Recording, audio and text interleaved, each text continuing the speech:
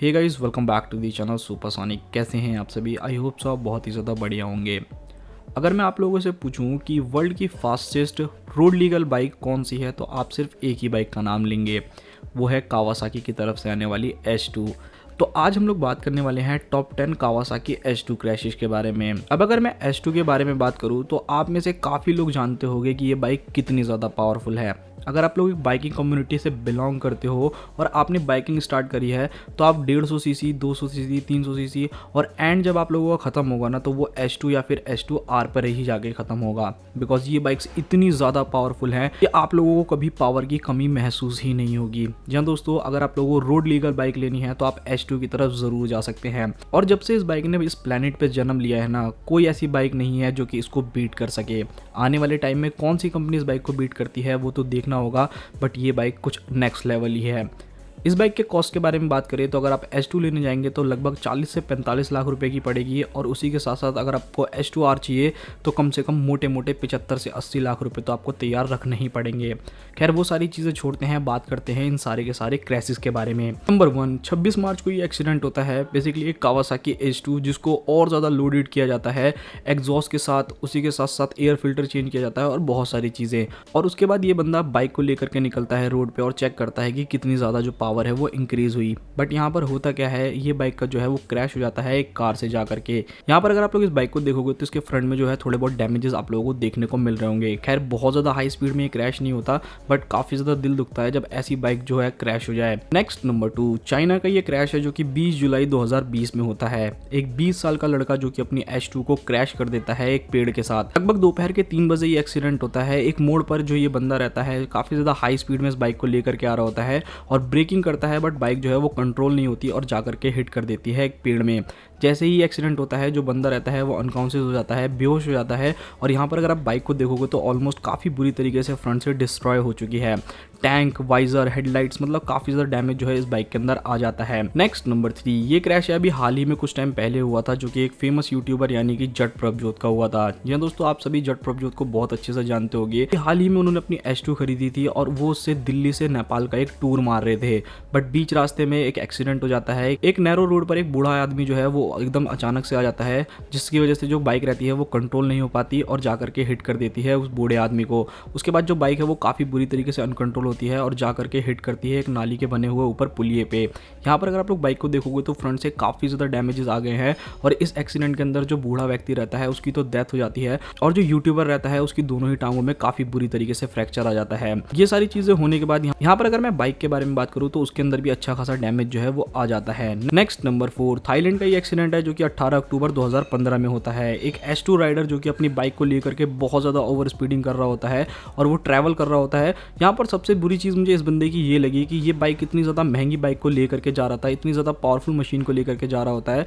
और इसने सिर्फ और सिर्फ एक हेलमेट पहना होता है। ना इसके पास कोई राइडिंग जैकेट रहती है, ना ही ग्लव्स रहते हैं, ना ही कोई बूट रहता है। देखो भाई, मैं मानता हूँ कि हाई स्पीड में तो भाई बहुत ही कम चांसेस हैं बचने के, बट यहाँ पर कहीं ना कहीं काफ़ी बार ऐसी सिचुएशन भी हो जाती है कि आपकी जो राइडिंग जैकेट्स रहती है वो भी आपको हाई स्पीड में बचा लेती है। यहाँ पर एक कार से जो है हेड ऑन कोलिजन हो जाता है। बेसिकली ये बंदा एक कर्व पे लीन करने की कोशिश कर रहा होता है और अचानक से सामने से एक कार आ जाती है।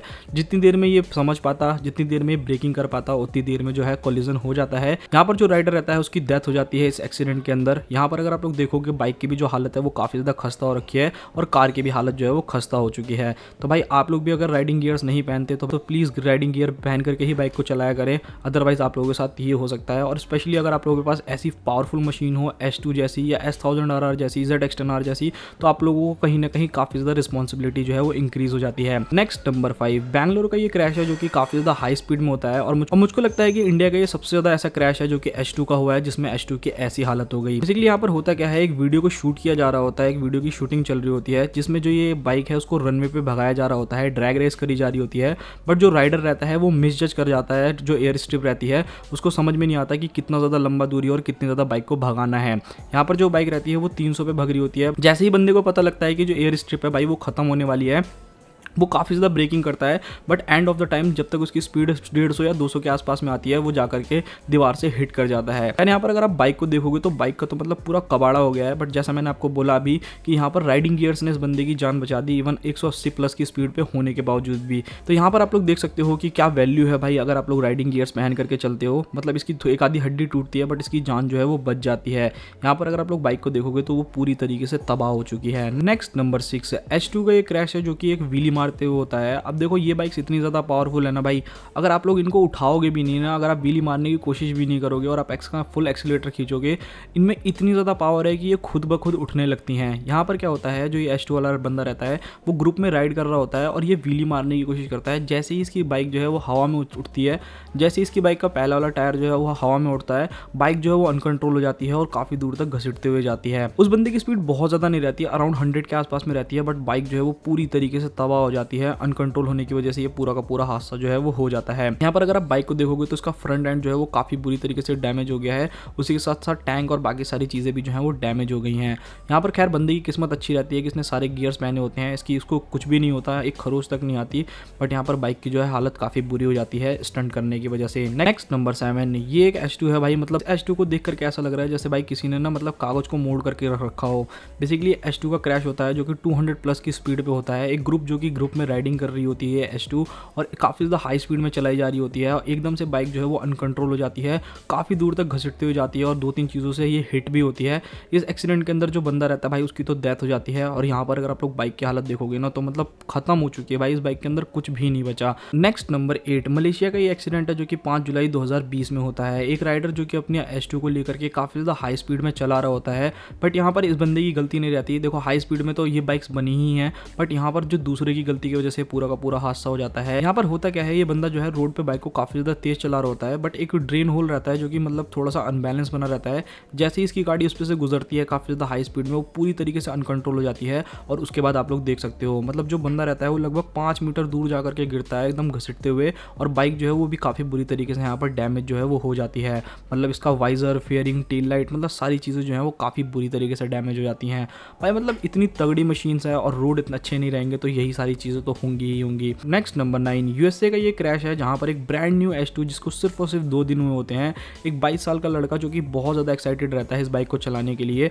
और आप सभी को मालूम होगा जब आपके पास नई नई चीज़ आती है ना या फिर पावरफुल मशीन आती है तो सबके दिल में चुल रहती है कि भाई मतलब बाइक को तेज़ भगाऊँ, बाइक को चला करके देखूँ कि कितना टॉप एंड जाएगा कितना नहीं जाएगा।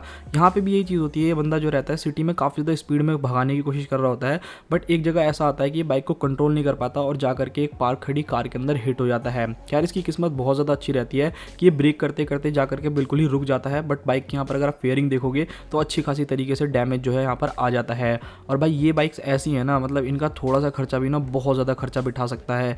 यहाँ पर अगर आप लोग H2 को देखोगे तो भाई राइट साइड से अच्छी खासी डैमेज जो है इसके अंदर आ गई है। खैर बंदा जो रहता है वो बिल्कुल ही सेफ रहता है, उसको कुछ भी नहीं होता, इवन उसने राइडिंग गियर्स भी नहीं पहने होते। तो भाई वो बात जिसने भी कही है ना कि पावर जब आती है तो रिस्पॉन्सिबिलिटी भी काफ़ी ज़्यादा बढ़ जाती है, तो वो चीज़ बिल्कुल सच है। तो नेक्स्ट और लास्ट नंबर 10, जापान का ये क्रैश है जहाँ से H2 ने जन्म लिया है। जी हाँ दोस्तों, यहाँ पर जो एक्सीडेंट होता है एग्जैक्टली रीजन नहीं मालूम कि किस वजह से ये एक्सीडेंट होता है, बट ये बाइक जो है वो जाकर के एक पोल से हिट हो जाती है। यहाँ पर अगर आप लोग देखोगे तो फ्रंट से बाइक के अंदर थोड़े बहुत डैमेजेस जो है वो आप लोगों को देखने को मिल रहे होंगे। बंदा जो रहता है वो बिल्कुल ही सेफ रहता है, बहुत ज़्यादा हाई स्पीड में जो ये क्रैश नहीं होता। तो यही था आज का वीडियो। आई होप सो आप लोगों को वीडियो पसंद आई होगी। बाकी अगर आपको नेक्स्ट वीडियो किस टॉपिक पे चाहिए आप मुझे कमेंट करके ज़रूर बताना, मैं पूरी कोशिश करूँगा कि मैं आप लोगों के लिए वीडियो बना दूँ।